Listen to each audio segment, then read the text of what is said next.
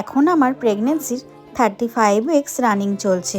আর আমার কিছুদিন ধরে চিংড়ি মাছের মালাইকারি খেতে ইচ্ছে করছিল, তাই বরমশাইকে বলায় ও সাথে সাথেই বাজার থেকে বড় বড় চিংড়ি মাছ নিয়ে চলে আসে। আর চিংড়ি মাছ আনলেই তো শুধু হবে না, সেগুলোকে আবার কেটে কুটে রান্না করারও একটা ঝামেলা আছে।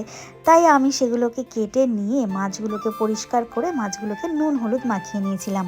আর এই সময় হঠাৎ কখনই যে কি খেতে ইচ্ছে করে আমি নিজেও জানি না।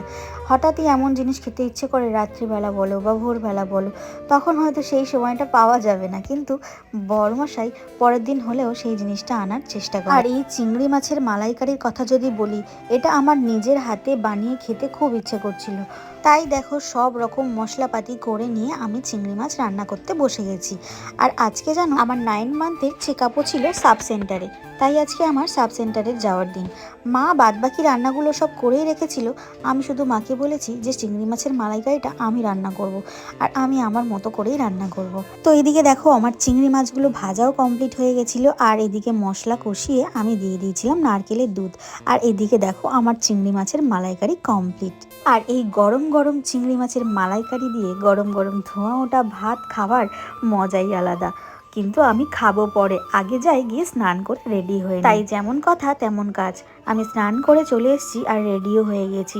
এবার আমি চুলটা আঁচড়ে নিচ্ছিলাম। আর দেখো আমার যে হসপিটালের ডকুমেন্টসগুলো আছে বা সাব সেন্টারের যে কাগজপত্রগুলো আছে এবং যার রিপোর্টগুলো আছে সেগুলো একবার চেক করে নিচ্ছিলাম যে সেগুলো আমি নিয়েছি কিনা। তো দেখো আমি এবার পুরো রেডি হয়ে গিয়েছি, এবার আমি বেরোবো। তো আমি এখন সেন্টারে যাব টোটোতে করে। তো এদিকে দেখো বরমশাই টোটোটা ঘুরিয়ে নিচ্ছিল আর আমি তো টোটোতে উঠে পড়লাম। আর আমাদের বাড়ি থেকে সাব সেন্টারের দূরত্ব 5 মিনিট, টোটোতে গেলে 2 মিনিট। তো এদিকে দেখো আমি সেন্টারে চলে এসেছি। আর সেন্টারে যেহেতু একটু বেলাতেই এসেছিলাম তাই ভিড়টাও কম ছিল, তাই যাওয়ার সঙ্গে সঙ্গেই আমার ওয়েটটা মাপা হয়ে গিয়েছিল। আর তারপরে আমার প্রেশার চেক হবে, তার জন্য আমি বসেছিলাম। তো তারপর আমার প্রেশার মাপা হচ্ছিল, আর তারপর আমার সব কিছু নর্মালি ছিল। আর ওনারা আমার হেলথ কার্ডে সব কিছু লিখে দিয়েছিল আর বলেছিল যেহেতু ডেলিভারি টাইম হয়ে এসছে, তো যখনই তোমার কিছু প্রবলেম হবে তুমি যেখানে ডেলিভারি করাবে সেখানেই তাড়াতাড়ি চলে যাবে। তো দেখতে দেখতে আমি চলে আসলাম বাড়িতে। আর আমার প্রচণ্ড পরিমাণে খিদে পেয়ে গেছিলো। আর এইদিকে দেখো মা বানিয়েছে সজনে ডাঁটা ভাপা, আর আমি চাটনি খাবো বলেছিলাম সেই জন্য চাটনিও বানিয়েছে।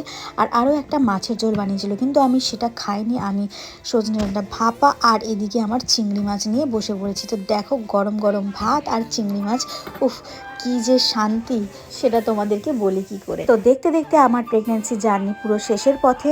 তো আর কিছুদিন মাত্র অপেক্ষা।